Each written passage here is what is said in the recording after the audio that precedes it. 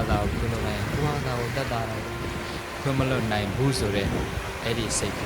သူများကိုပူလောင်နိုင်တယ်ကိုယ့်ကိုရင်ပူလောင်လာဆိုတော့လေအစဉ်ပြေခြင်းခွင့်လွှတ်နိုင်အောင်ကြိုးစားဘာမှကောင်းထဲမှာထည့်မထားနဲ့အဲ့ဒီစကားလုံးတွေကိုခံစားလို့တတ်တော်တွေကိုခွင့်မလွှတ်နိုင်ဘူးဆိုတာကမြတ်ဒေါသကိုကိုယ်ကောင်းထဲမှာထည့်ထားလို့ခွင့်မလွှတ်နိုင်မကျေနပ်ချက်ကိုကိုယ်ကောင်းထဲမှာသိမ်းထားလို့ခွင့်မလွှတ်နိုင်ပြောမယ်ဆိုရင်ဒီနေ့ခေတ်စကားနဲ့ပြောအစာမကျေတဲ့အချက်ကလေးကိုဆွထားလို့ခွင့်မလွှတ်နိုင်ငါ့ကိုဒီလိုပြောရကောင်းလားဒီလိုဆက်ဆံရကောင်းလားဆိုရင်အဲ့ဒီအတွေးကကိုယ်ကောင်းထဲမှာရှိနေတဲ့အတွက်ကြောင့်သူနဲ့ပတ်သက်တဲ့လှုပ်ဆောင်ချက်မှန်တယ်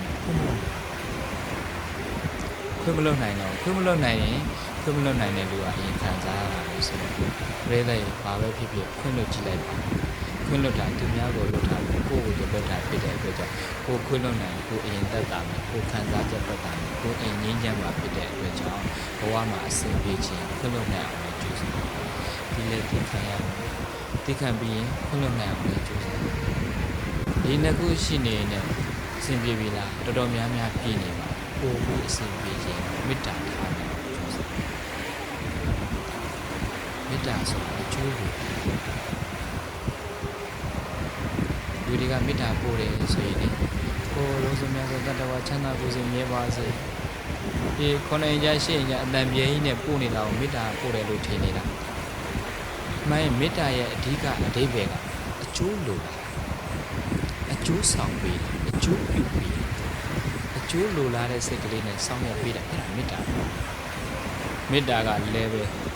မေတ္တာ၃မျိုးရှိတယ်တွေ့ကျင့်သုံးလို့ရတဲ့မေတ္တာကာယကံမေတ္တာဝစီကံမေတ္တာမနောကံမေတ္တာကိုမူရလေးနဲ့သူ့အကျိုးကိုလိုလားအဲ့ဒါကာယကံမေတ္တာဟိုလမ်းသွားရင်လမ်းပြတ်ကိုကိုလေးဖွားလေးမနေမင်းနဲ့မနိုင်မင်းနဲ့လမ်းကူးနေ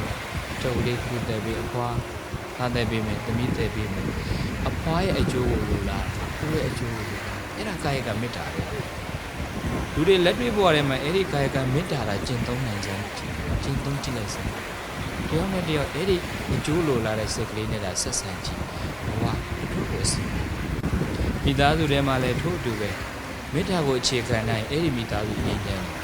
သားကလည်းပဲအမေအကျိုးကိုလိုလားတယ်အဲ့ဒါမေတ္တာကိုအခြေခံတယ်အမေကလည်းသားအကျိုးကိုလိုလားအဲ့ဒါမေတ္တာကိုအခြေခံတယ်ယောက်ျားကလည်းအမျိုးသမီးမိန်းမရဲ့အကျိုးကိုလိုလားတယ်မိန်းမကလည်းယောက်ျားရဲ့အကျိုးကိုလိုလားအဖေကလည်းအမေရဲ့အကျိုးကိုလိုလားတယ်အမေကလည်းအဖေရဲ့အကျိုးကိုလိုလားမိသားစုထဲမှာပဲအဲ့ဒီအကျိုးလိုလားတဲ့စိတ်ကလေးနဲ့ဆက်ဆံကိုယ်အမူအရာနဲ့အကျိုးလိုလားရင်ကာယကံမေတ္တာစကားလုံးလေးနဲ့အကျိုးလိုလားဝစီကံမေတ္တာဝစီကံမေတ္တာလေးပေးကြည့်ပါအခါတခါကျရင်မိတ်ဆွေပေါင်းနေချင်းချင်းတောကတွေဖြစ်တယ်ကိုယ်ကိုရင်းလာတယ်စကားလုံးလေးနဲ့သူ့အားတက်အောင်သူ့အကျိုးလေးတွေရော့မှသွားကောင်းကျိုးလိုလားတဲ့စိတ်ကလေးနဲ့ကောင်းတဲ့စကားလေးတွေပြောပြီးအဲ့ဒါဝစီကံမေတ္တာဘာမှပတ်စံမကုန်လိုက်ပဲတဲ့ရတယ်စကားလေးကောင်းကောင်းလေးတွေပြောပေးတာအဲ့ဒါဝစီကံမေတ္တာစကားလုံးလေးနဲ့အကျိုးရှိအောင်လုပ်ပေးတာအဲ့ဒါဝစီကံမေတ္တာဟုတ်ဘုန်းကြီးတို့တရားဟောပေးတယ်ကာယကံမေတ္တာဝစီကံမေတ္တာမနောကံမေတ္တာကိုပါတယ်တရားနာတဲ့သူတွေကိုအကျိုးလေးတွေဖြစ်ထွန်းပါစေနာရတဲ့အခိုက်တဲ့တရင်ကအခိုက်တန့်လေးပဲဖြစ်ဖြစ်ငြိမ်းချမ်းမှုလေးရသွားပါစေအဲ့ဒါမေတ္တာကိုအခြေခံတာပဲဒါကြောင့်မလို့မေတ္တာဆိုခုနှစ်အကြရှိရင်အတန်ပြဲကြီးနဲ့ပို့နေမှာမေတ္တာမဟုတ်ဘူးသူကအတန်ပြဲကြီးနဲ့ဒါပို့နေတာစိတ်ကမရောက်တော့မေတ္တာအဆောင်မထက်ဘူးဇက်ကလုံးစုံများစွာတတ္တဝချမ်းသာကိုယ်စိတ်မြဲပါစေ၄နိုင်ကိုတော့ထားအောင်လက်ကဖြန်းဆိုချင်းပိတ်ရတယ်ဒီမေတ္တာအဆောင်မထက်ဘူးမနောကံကလည်းဘယ်ရောက်နေမှမဗဇက်ကတာအော်နေတာကာယကံကတော့လက်တတ္တဝါသွားရိုက်လိုက်အချင်းလေးသွားရိုက်အဲ့ဒီမေတ္တာအကျိုးသက်ရောက်မရှိဘူးအဲ့မေတ္တာဆိုတာကကာယကံမေတ္တာဝစီကံမေတ္တာအဓိကအိမနောကံမေတ္တာစိတ်ကလေးကအာယုံပြုနိုင်မှာမေတ္တာအကျိုးပို့ပြီးတော့ကြည်လာတယ်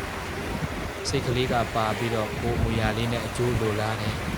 စိတ်ကလေးကပါပြီးတော့စကားလုံးလေးနဲ့အကျိုးလိုလားတယ်စိတ်ကလေးကပါပြီးတော့လေစိတ်တက်ကလေးကအဲ့ကိုပြုကျင်တဲ့ကိုအကျိုးပြုကျင်တဲ့လူကိုတည်းရောက်နေမယ်ဆိုရင်အဲ့ဒီမေတ္တာ၃မျိုးကိုရှိဖြစ်ကိုကဒီ၃မျိုးလုံးနဲ့ဆက်ဆံနေကိုနဲ့ဆက်ဆံတဲ့ပုဂ္ဂိုလ်ကလည်းပဲအဲ့ဒီမေတ္တာရဲ့ဓာတ်ကိုခံစားရပြီး